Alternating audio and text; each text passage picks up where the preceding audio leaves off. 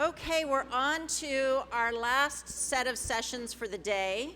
Thank you very much for, I know our work is done because everyone was so engaged in intense conversation. I think that's a lot of what we're trying to accomplish here. We're now going to move on to our panel called Male is a Gender Too, because I think most of the time when people say, oh, you run the Institute for Gender and the Economy, what can we do about women or for women or whatever? And I was like, well, wait a minute. There are lots of genders out there, and as we heard in various conversations today, we need to also think about men and masculinity. Sometimes we get too engrossed in understanding just what the issues for women, and I've come to think one of the key solutions is really to focus on actually opening up the box for men. So I spent the 1990s being able to only wear skirt suits and not pantsuits. People thought pantsuits were slutty in those days. I don't know, but for some reason. And now, 30 years of fighting later, I can wear skirt suits or pantsuits. You know, here we are. But men are still stuck just wearing pantsuits. And it's kind of a silly metaphor, but I use it to say we've just spent all this time trying to open up the possibilities for women. And in that time, we've done almost nothing to open up the menu of possibilities for men. And that may be why we are here in 2018 saying, why haven't we moved the needle more than we have? And that's how we're going to get equality. So we have our panel today includes the three people you see here, as well as CJ Pascoe, who is dialing in from Oregon, and maybe we'll get her up on the screen. She is heroically doing research on high school boys, and I think the research got in the way of her making it to the airport on time. So she's still back in Oregon, but joining us by video to be part of the panel, and her work is truly amazing. So if we have any technological snafus, it's just because this was a little bit of a last-minute arrangement. Well, we're delighted to have her here, too. I'm going to turn it over to my amazing colleague, Nouman Ashraf, who's in the middle there, who is a professor in organizational behavior at the school, and we've recently just appointed him as a faculty teaching fellow at the Institute for Gender and the Economy, because one of the things we want to do is a lot of pedagogical innovation, and he's pretty much the person to do it. So he'll be moderating, and I will let you take it away. Thank you very much. Thank you, Sarah. Good afternoon, everyone. I believe that it's important to do these things in order of importance. So this will tell you a bit about my priorities, because Dolly did speak about being goodish. This is my version of being goodish.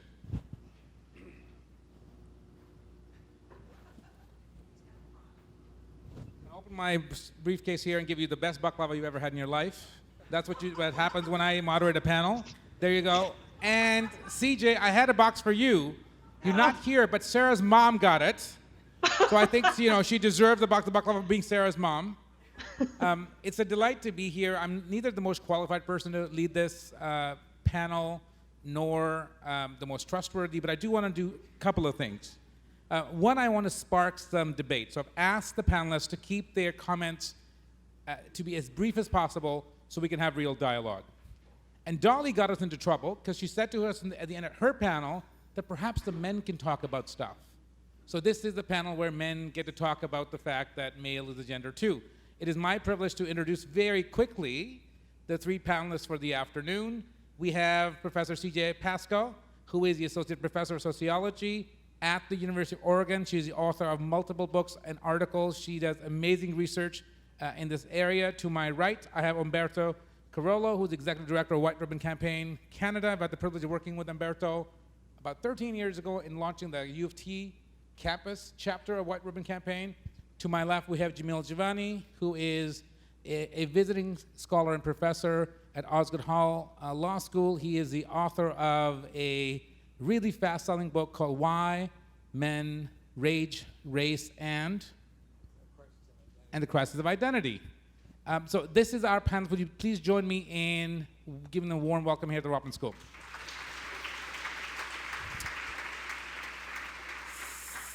CJ, are you ready to lead us off? Absolutely, yeah. And I promise to mail you your box too, I promise. Okay. Thank you, and I hope everybody can hear me and see me okay. It looks like I'm appearing on the screen, so that's great. Thank you for having me and putting up with the technological snafus. I'm going to open us up today by sharing with you a scene from the research I conducted for my first book, Dude, You're a Fag, Masculinity and Sexuality in High School.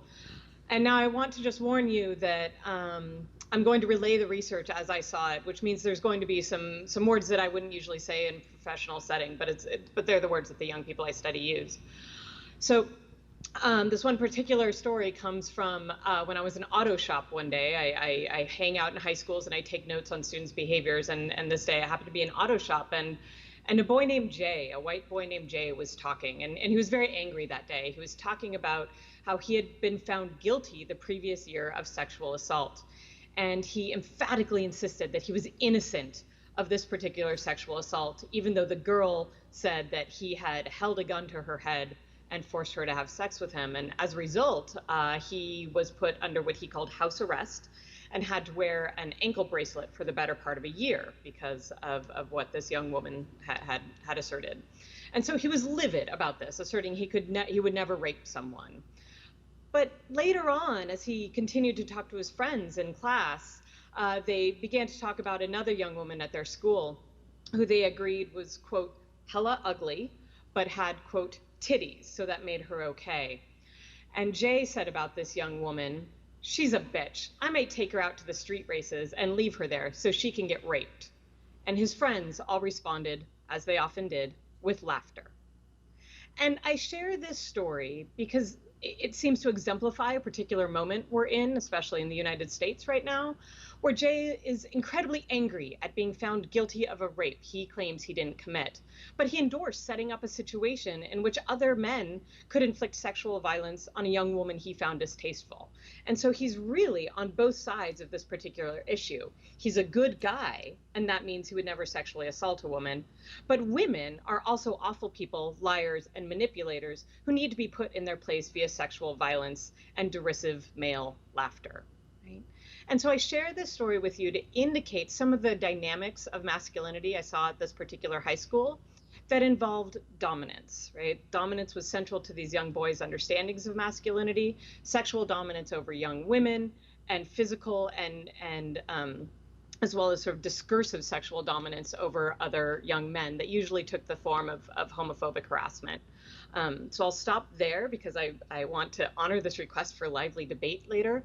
But I just wanted to sort of put out there these two dynamics, the way in which both heterosexuality and homophobia play into contemporary young men's understandings of what it means to be a man in today's world. Thank you. Yeah. Humberto. Thank you very much, and it's really a great honor to share this space with the three of you. Thanks for inviting me. I work at an organization at White Ribbon that was created 2 years on the heels of 2 years after the December 6, 1989 L'École Polytechnique massacre in Montreal, where 14 women were murdered because they were taking space in an engineering school.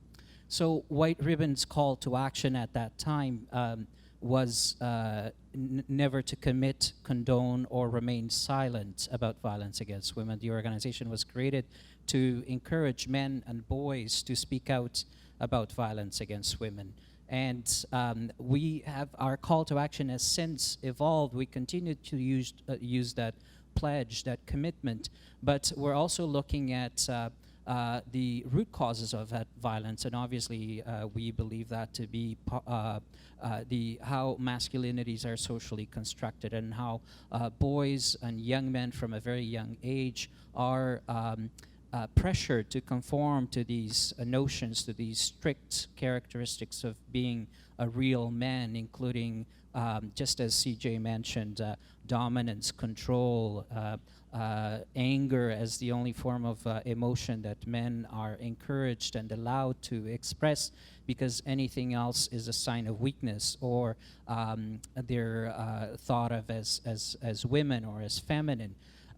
So when we talk to young people and when we talk to adult men, we talk about these constructions of our identities and how they impact our lives, but also how they impact the lives of others around us. And particularly, we talk about the disproportionate impact of those constructions on the lives of women and girls and LGBTQ communities and people of all genders. So obviously we talk about the importance of promoting healthy alternative forms of masculinities, because we need to start deconstructing those strict notions and encouraging men to live much healthier, much more humane, much more empathetic lives, both for themselves and for everyone around them. We've done some research recently in relation to men's engagement in the Me Too movement, and I wanted to share that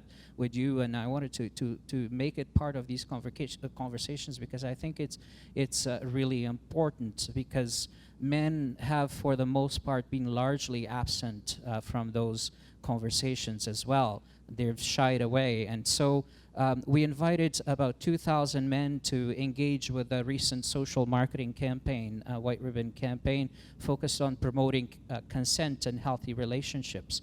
And as part of that research, we included a question as to whether participants had concerns about their past behaviors in relation to healthy relationships and consent. And we weren't surprised to find that 61% of the 2,000 men who participated in that research did share that they had concerns about their past behavior. And so when we couple that with recent research by GQ magazine that polled 1,000 men between the ages of 18 and 55 and found that 47% of them had never talked about the Me Too movement with anyone. And so if you combine those two stats, one of the questions that I have, or the conclusions perhaps that I think we should consider, is that many men are not coming forward, they're not talking about these issues, they're not participating in these conversations because they're afraid of what they have done in their past, and they may feel that that will come back to haunt them, and they may be called to task if they start speaking publicly about this. So this is the kinds of connections and challenges that we're faced with in terms of addressing issues of masculinity and working with men and boys. And again, from our perspective, it's about addressing, preventing gender-based violence, but we're also wanting to do that as a way to help men better their own lives, because when we do that, then we're helping women experience less violence, less oppression, less discrimination. And so the work that we do is about encouraging men to think about the actions that they can take in their everyday life as to promote these values, and to think first about their own behaviors, their own actions, and their own language as a starting point, and then think about the kinds of allies and change agents and change makers that they want to be in their various spheres of life, whether it be in their personal life, in the community, in schools, in the workplace. I have so much more to say, but I'll wait until our dialogue and your questions. Thank you, Berto. Jamil. Yeah, so one of the foundations I have the privilege of working with, the Michael Pinball Clemens Foundation, uses a phrase, bringing youth from the margins to the mainstream. And I like that phrase because I think it gives a really kind of clear and simple way of thinking about, I guess, like my perspective on a lot of these issues, which is that I spend a lot of my time, my work, my research, my writing, looking at young people we might think of as being at the margins of our society. So disconnected from schools, resentful of police departments, you know, from broken families, in positions where they are vulnerable to the many influences out there in the world looking to kind of manipulate a young person's mind. And in particular, you can look at that in the context of, you know, gang violence or terrorism or extremism, and the many boys and young men who have been affected by that, but through their involvement as victims or simply culturally influenced by violent movements. And what I try to do as much as possible is to say, okay, we can look at these boys, these young men in the margins, but make sure that we understand there's much to be learned from them and their lives that applies to the mainstream of our society, right? Meaning that if you're going to look at the boys whose lives are claimed by gun violence, for example, or who claim other young men's lives through gun violence, that you can learn through their lives a lot about how our school system works, or our justice system, or the many other things that we kind of centralize in our society and then influences and affects people in different ways across our city, our province, our country. That is kind of the pursuit, I suppose, that I feel like I'm on. And in the process of that, I would identify, and this is, I guess, a similar thread in what you've heard so far on the panel, that essentialism, homogeneity, is a real problem for young people. And what I mean by that is when a boy and young man, and certainly this is not exclusive to men, but for the sake of the panel, I'm going to be specific with my comments. When they feel like there is a narrow set of paths available to them, meaning they only see other gangsters in their neighborhood, or they only see men behaving a certain way because they might not have a father at home, or they read online that if you want to be an authentic white person, that means you must hate immigrants, or if you want to be an authentic Muslim, that means you must hate people of other faiths. When their minds are filled with these kinds of conflict-oriented ideas, that really thrives on a kind of essentialism, right? That convinces young people there's one way to be the true you. And that true you is not really one that comes with a diversity of options and feelings, as Humberto said, and emotional experiences, but one that is very narrow and tailored to serving somebody else's agenda, right? Whether that's a gang or a terror organization or propagandists on the internet. And that's not just those boys and those young men who fall into those traps that I'm sure that resonates with. Surely many of you can think about in your own lives where you might feel like there are pressures that exist in your world or in the world of people you care about where it feels like you're being told you're supposed to be a certain way. And I suspect that, to address that is what I think both on the kind of grassroots social intervention level is really important. Also, it's really important in the research that we do, the writing that we do, the thinking we do about these issues. But it also requires us to be very mindful of a balance, right?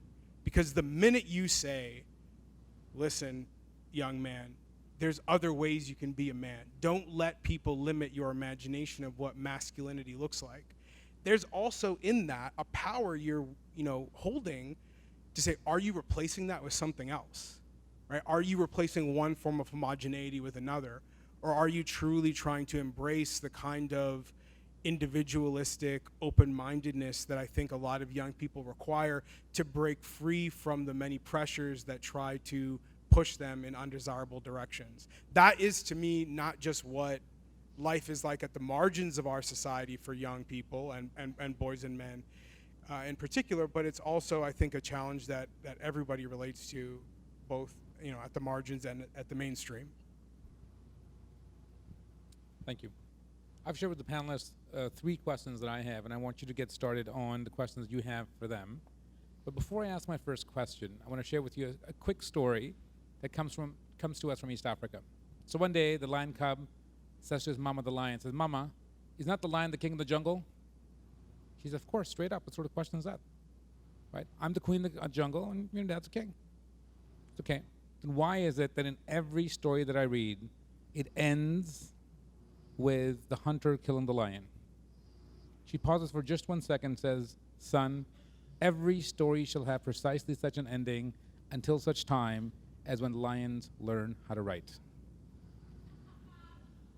And the reason I raise this story, right, is because if you look across this panel, you have well-educated, conscious, mindful individuals who are concerned about equity. who see inequity as being fundamentally anti-democratic, who see it as a threat to the engagement of everyone's voice. Let's talk a bit about intersectionality. Let me ask the panelists whose voices are not here, and more importantly, whose voices need to be here around the question of the males owning up to a definition of masculinity that goes beyond either or. Either I am someone who's a sellout, or I agree with a particular notion of masculinity that's defined by somebody else for me. And how do we get those voices out? CJ, can we get you to start us on that, please? Sure. So I think a lot about the sort of intersections of different sort of identities and sort of vectors of power when I research teenage boys, because I see in schools very different expectations from the institution around masculinity for, say, African American boys and for white boys. That is, the sort of tolerance for white boys' particular masculinity practices is much higher at the school level than it is for boys of color, especially African American boys. And we've seen an uptick in this as we have had, at least in the United States, national discussion about bullying and sort of implementing these zero tolerance bullying policies. And we've begun to see that those sorts of policies weigh most heavily on young folks of color and actually LGBTQ youth themselves. So we have to attend both in the analysis and the solution to these problems to identities that are not just sort of one thing, but are multifaceted. And I think the other way we need to sort of start to think about it is often sort of what we see or the assumptions that are embedded in questions I get asked about masculinity are about sort of who the bad guys are, right? That is one question that I often get asked is when I talk about sort of heterosexual dominance and homophobic practices being central to young men's understandings of masculinity, audience members will ask me, oh, but does this vary by class, right? Do we see the same thing with working class boys as we see with sort of upper middle class boys?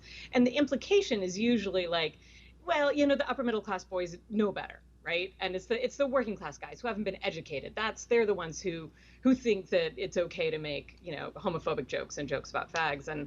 And what that does is it leaves us with a discussion where there are sort of good guys, right, who couldn't possibly engage in this behavior, and bad guys, who are the guys who are uneducated, and they're the ones who are engaging in this behavior. And I think we've seen even more of that, right, after as we try to sort of explain how Trump got elected, right? There's this sort of real demonization of white working class men as the bad guy, right? And then sort of this purification of the upper middle class white man as the good guy, right?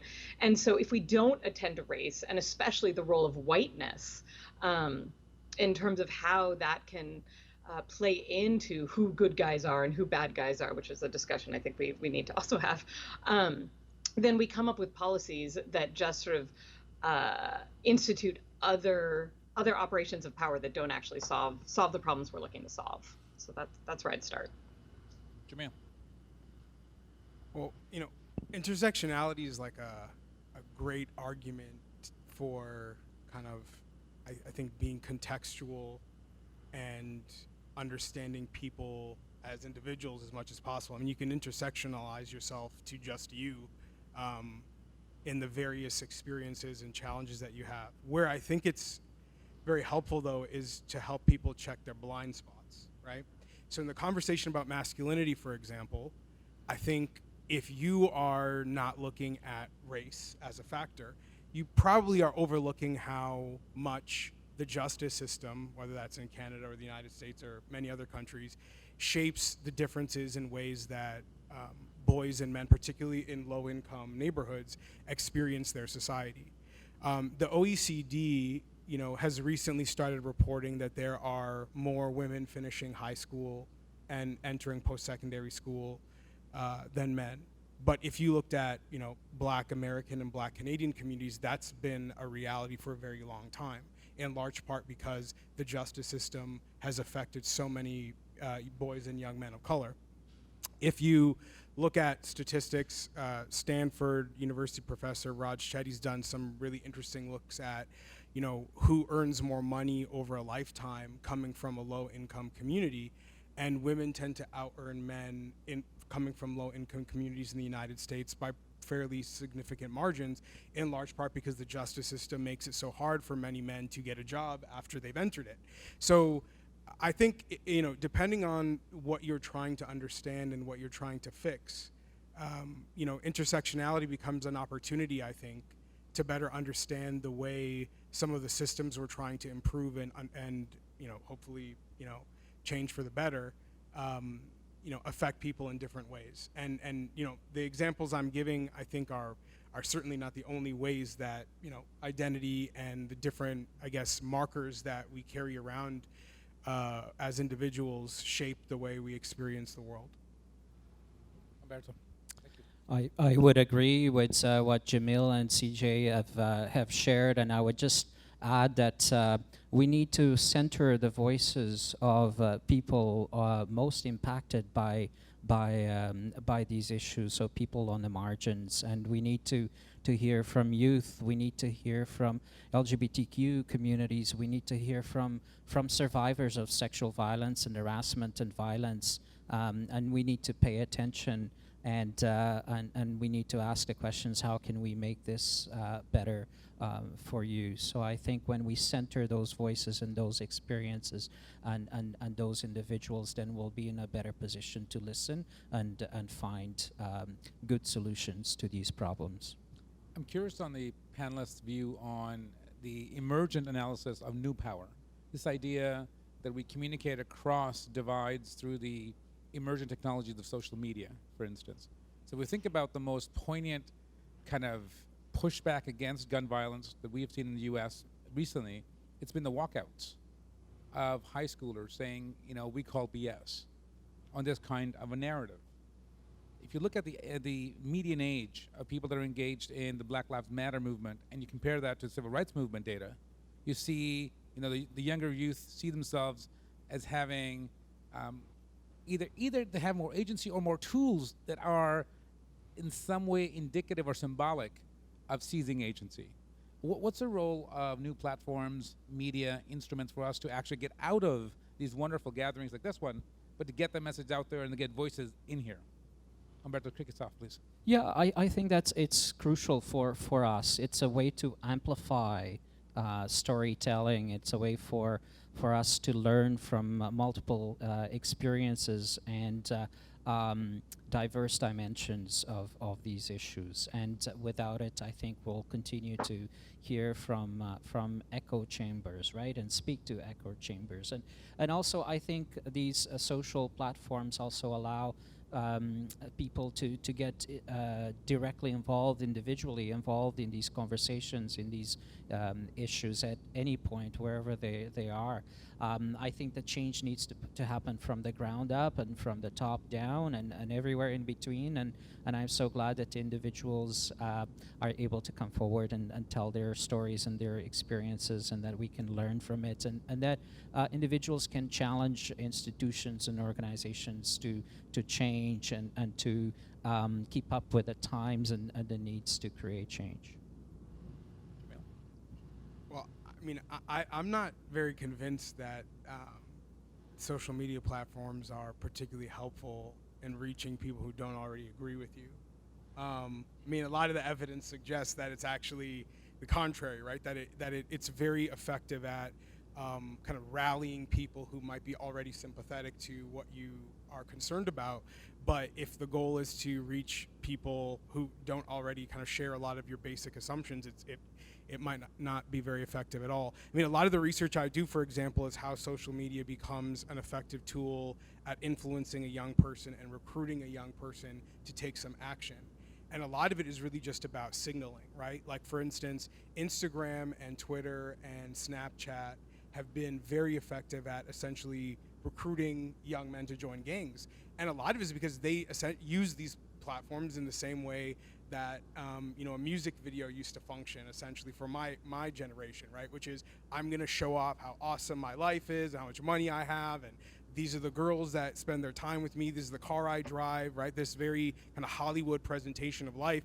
And I think that's kind of the way that most people tend to use social media, that it's really just about signaling what you think is important, and it's signaling a lifestyle or choices you make, and surely we hope that other people will see them and say, I want to be like that, or I want to participate in that.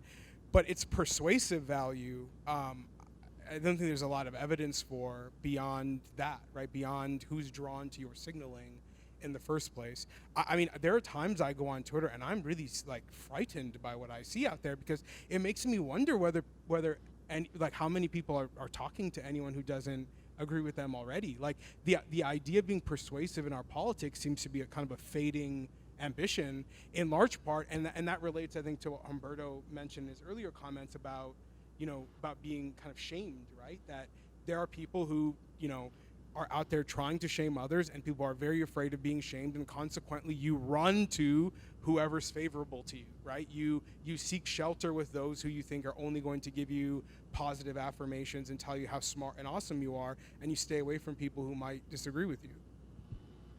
CJ, your thoughts? Sure. So I love to talk about young people in new media because I've had the opportunity to be studying teenagers since the late 1990s, before they adopted new media practices, up until now, at which we almost have complete saturation of the teenage market with cell phones. And one of the things that I found is that media is social media is a double-edged sword. Has two coin sides. I'm not sure. My metaphors are not working this morning.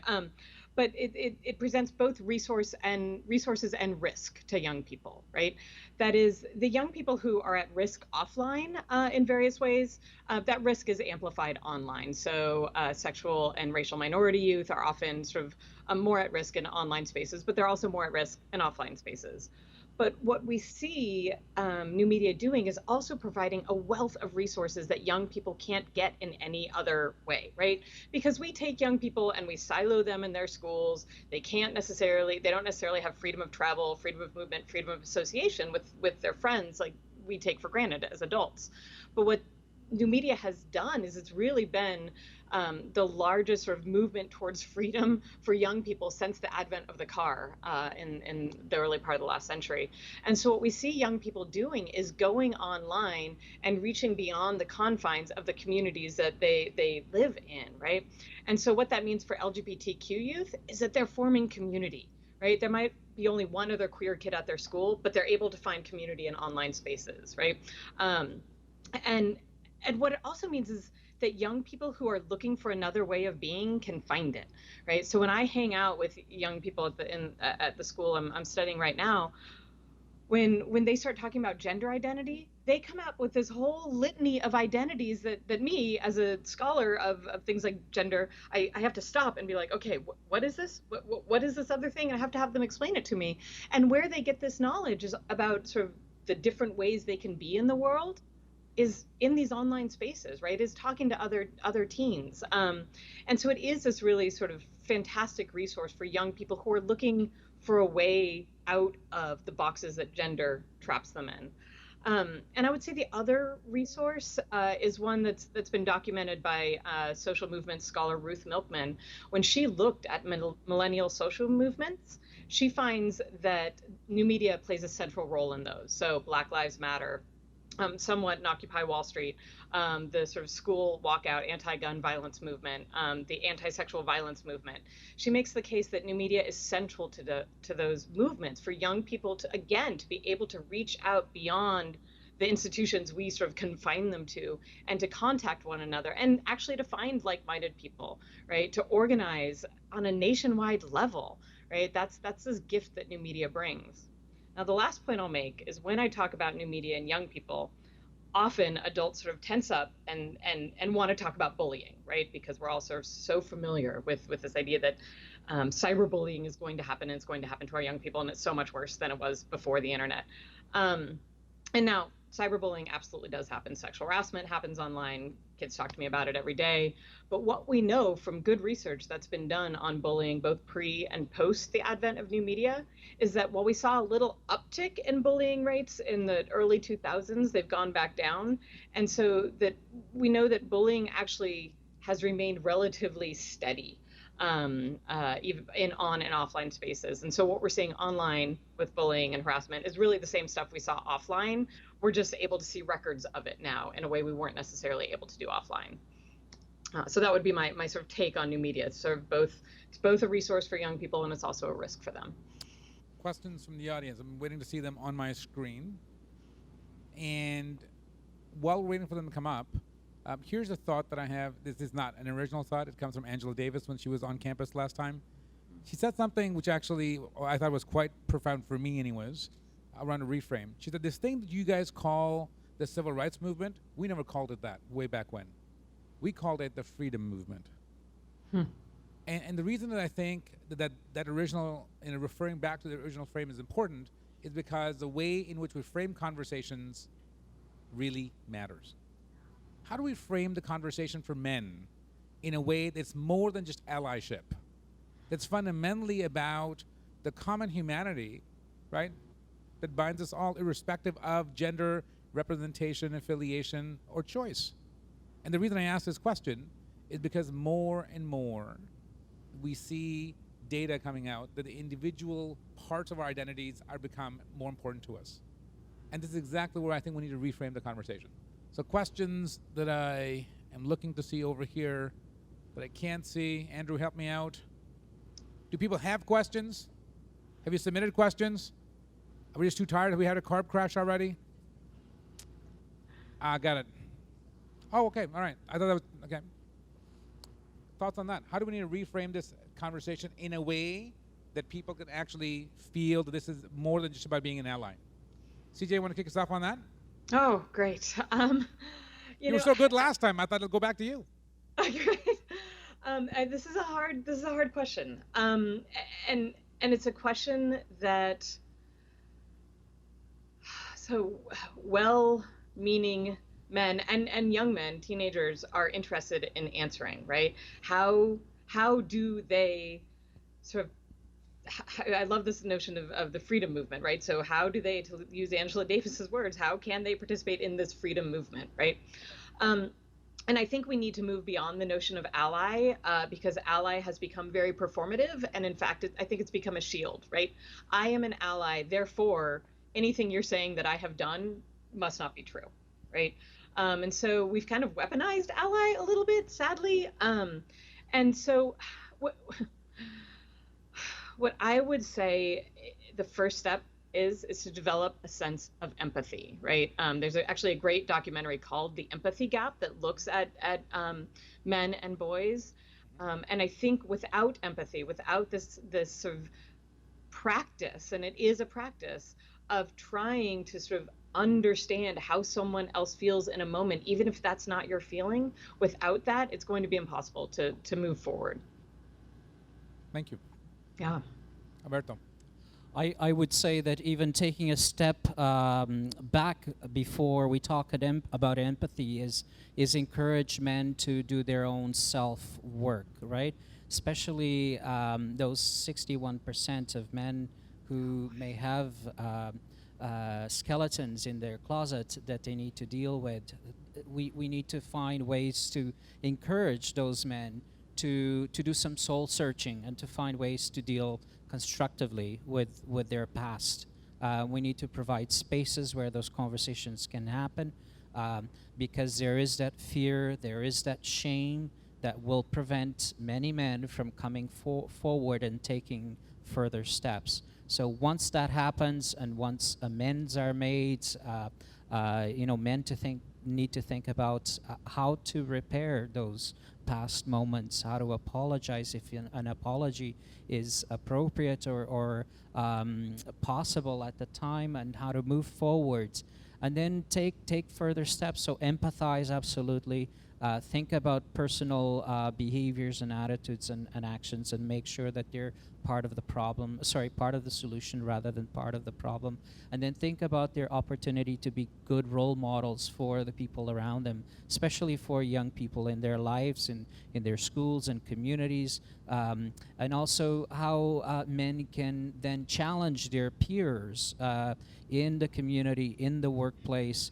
And then finally, after that, think about the kinds of change agents that we want to be, how to use our own areas of privilege towards better conditions for everyone, in particular women, and underrepresented groups in the workplace. So how can we take a look at our representations in our boardrooms, our policies?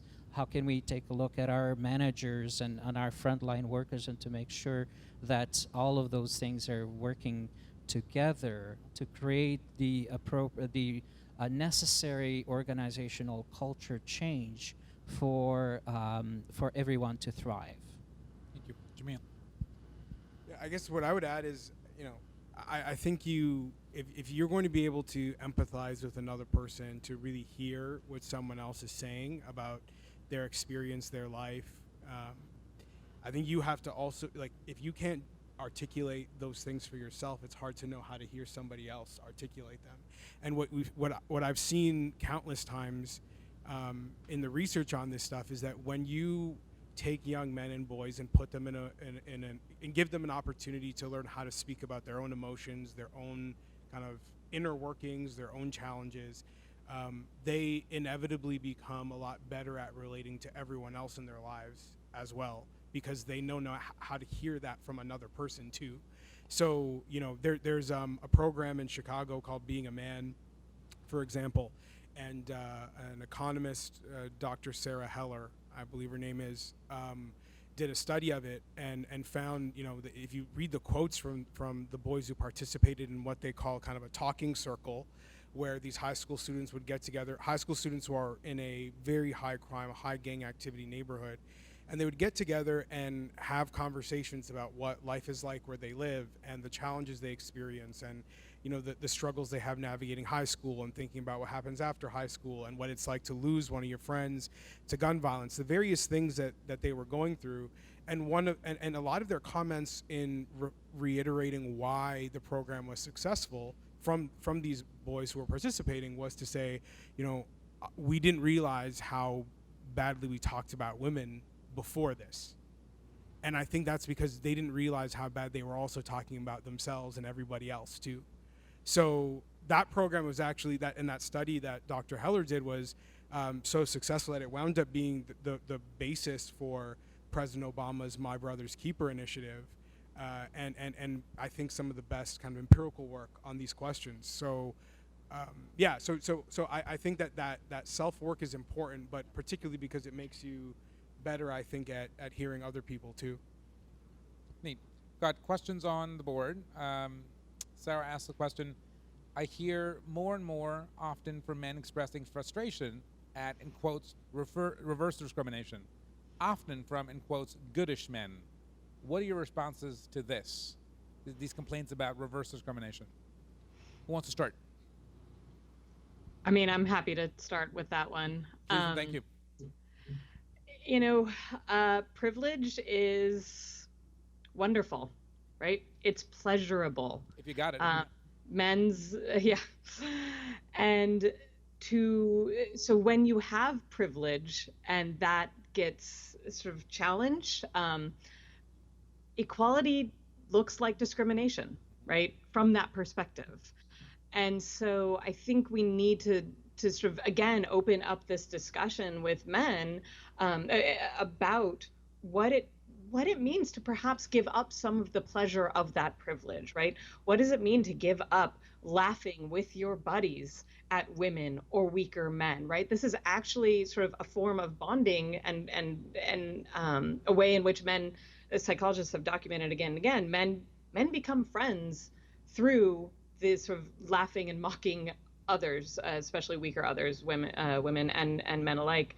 And so what does it mean to give up that kind of pleasurable privilege? And why does equality look like discrimination, right? And so again, I think that's opening up this emotional dialogue and relating it to these structural inequalities. Nice, thank you. Yeah. Humberto? Sure. I would actually go back to CJ's initial recommendation that we build on empathy for men, and I think this is an area where that can work really well, and I'm accustomed to, when working with men, talking about this from the perspective of, well, we all have privilege and we all also have experienced some form of a lack of privilege. So let's do some storytelling. let's share some of those things. Let's hear from people who've experienced. Let's share our own experiences of underprivilege, and then try to build some common ground and some empathy, and to arrive at a common understanding that change is good for all of us. And that there are lots of people who have been disproportionately impacted by discrimination, by exclusion, by violence, by all forms of oppression. And if we look back at our own individual experiences, then we can empathize with that, and we can say, I want to make a difference, and I want to create a future where people like me and others unlike me will never experience this again. Jamil?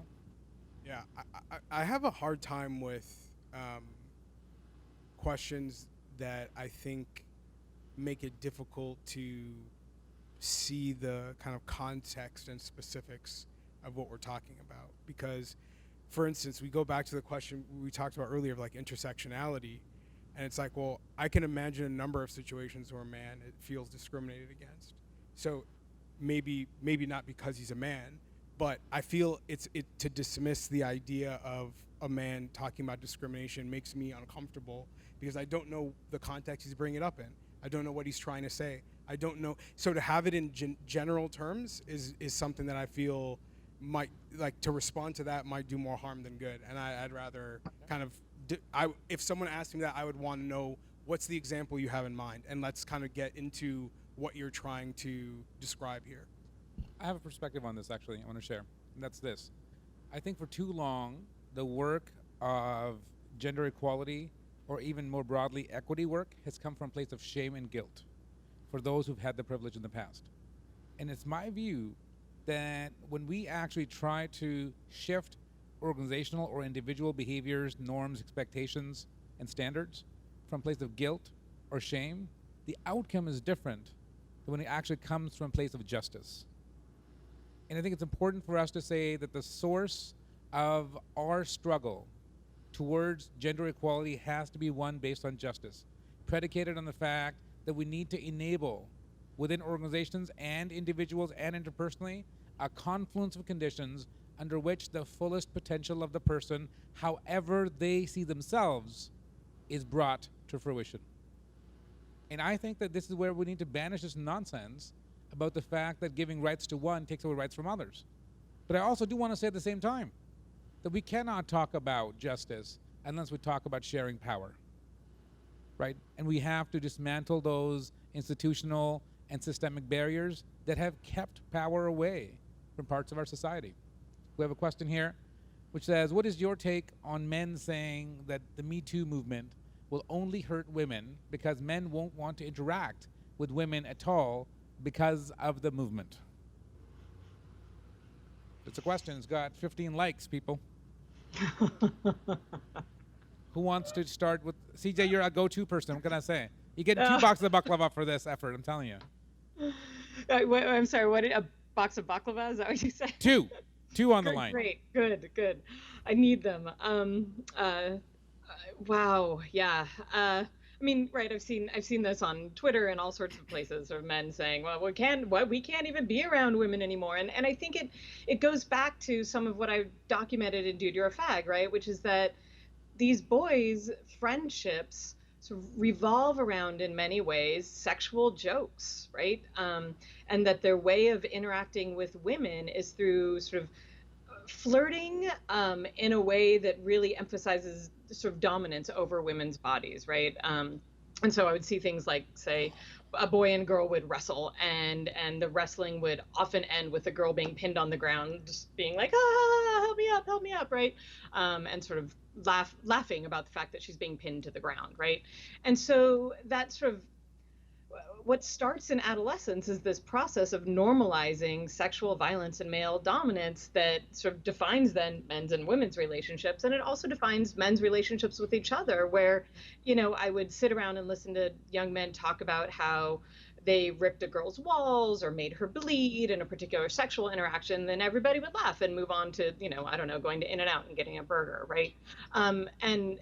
and I share those examples to sort of illustrate the kind of everydayness of that type of sexual violence, such that, of course, it makes perfect sense that men would be like, well, now that women are saying this is harassment, like, I don't even know how to interact with them anymore, right? Yeah, that actually makes sense, because the way you've been trained as a man is to interact with women from a place of dominance, right? And is this true for every man? No. Is this about sort of cultural expectations of masculinity? Yes.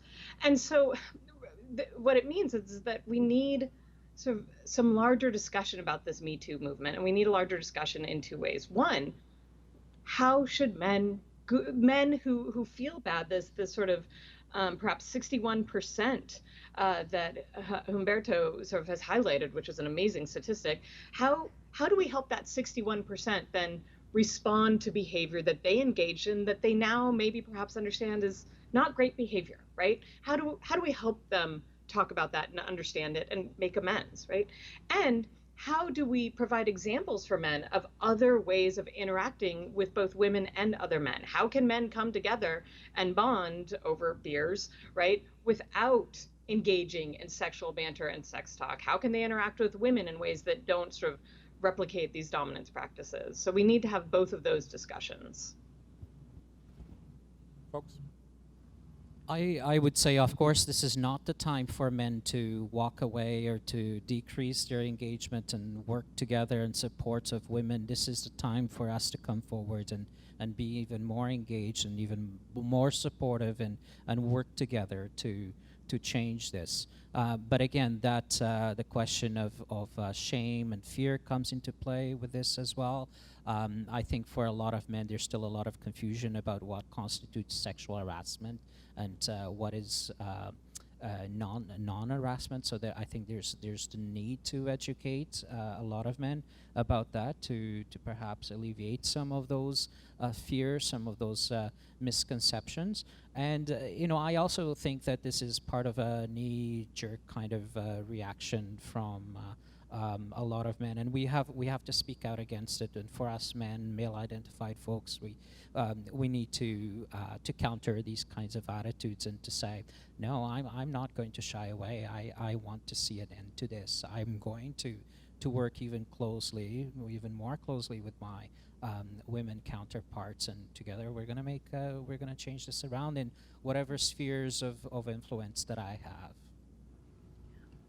Yeah, I think part of this, it's important to recognize how decentralized a lot of these kind of, social media ignited movements are, and that people have very different perceptions of, like, when you say Me Too and I say Me Too, we might not be talking about the same thing. You can have a very different perception of what Me Too is depending on what you're reading online, where you're getting your news, and I think that, like, before, like, when people say things like this, I think it's really important to try to, like, what does Me Too actually mean to you? Like, when you are talking about it, what are you referring to? Because that's a really key step to getting to a point where you can have real helpful conversations about this stuff.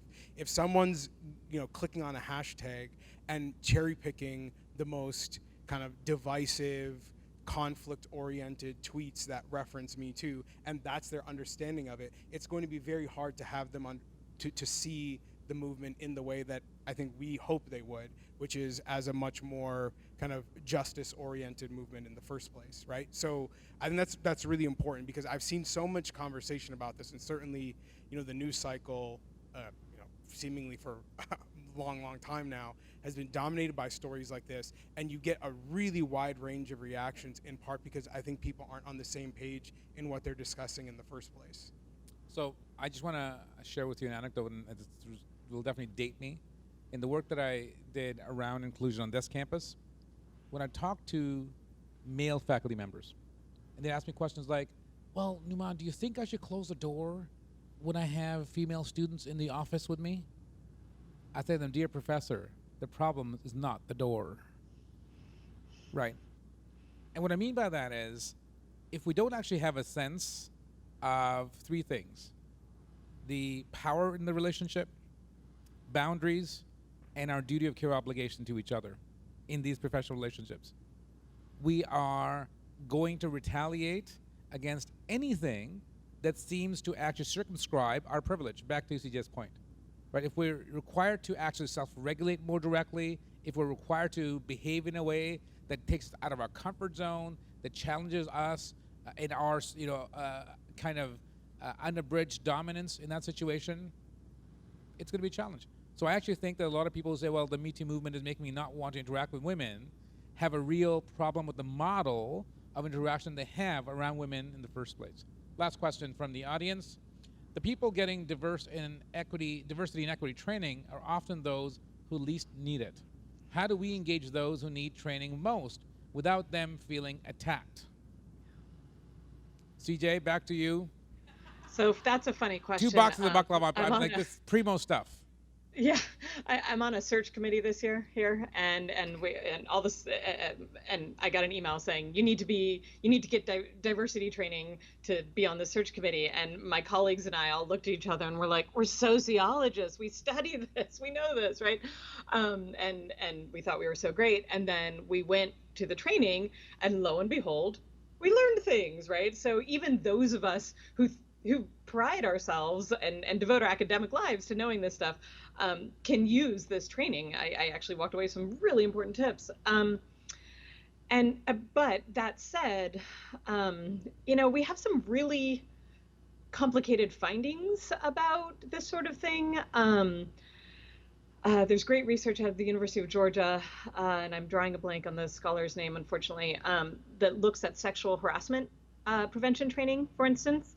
And what she finds repeatedly is that for men who are already prone to endorsing sort of sexually harassing behaviors, that training makes them strengthens their belief in the rightness of those types of behaviors, right? In other words, sexual harassment training has the opposite effect with the people we would hope it would have the best effect.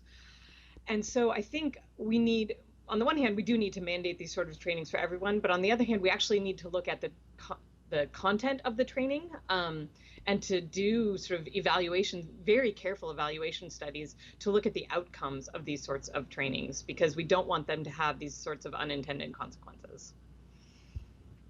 Very quickly, Jamil.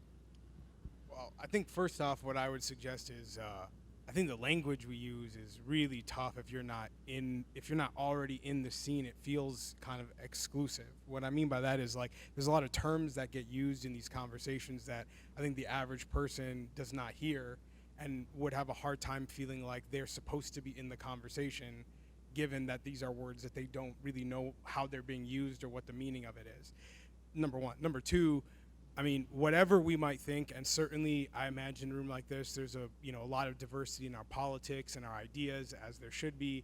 But like, I think it's really, you have to be careful with making like really sweeping statements, because however just you might think they are, I think it makes people uncomfortable, and it feels like you're telling them you don't really want them to listen after all. Like when you start a sentence with men are, men do, right? Just like women are, women do, black men are, black men do. Like these kinds of phrases are very like, I mean, and maybe this is like, the work I do, which is with particularly, people who have multiple identities stacked upon each other and experience our world in very unfavorable ways at times.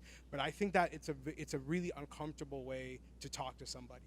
And I would say if your goal is, as I meant when I was talking about social media, if the goal is persuasion, I'm not sure that's how you persuade people, if we're being real, right? I mean, that's a different objective than being what you think is right? Because you can be right in a way that's persuasive, or you can be right in a way that makes you feel best. And I think that is a challenge for any activist to figure out, whatever you're trying to change, inside of a company, outside of a company, it's how do you be right? And what is the way that it accomplishes your real objectives? So that's the second point. And then I guess the third point is, and I think we've touched on this like multiple times, but it's so important that I think it's worth mentioning again. Like, having space to have real conversation is critical.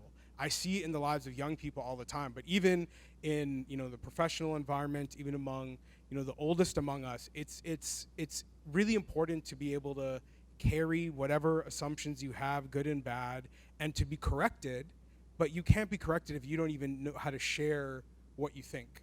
And I see so much self-censorship and I'm going to sound like such an old guy talking about like social media this way, but on social media, they, this idea that there are just these like these mobs waiting to tell people how horrible they are if you speak in a certain way or if you say something the wrong way.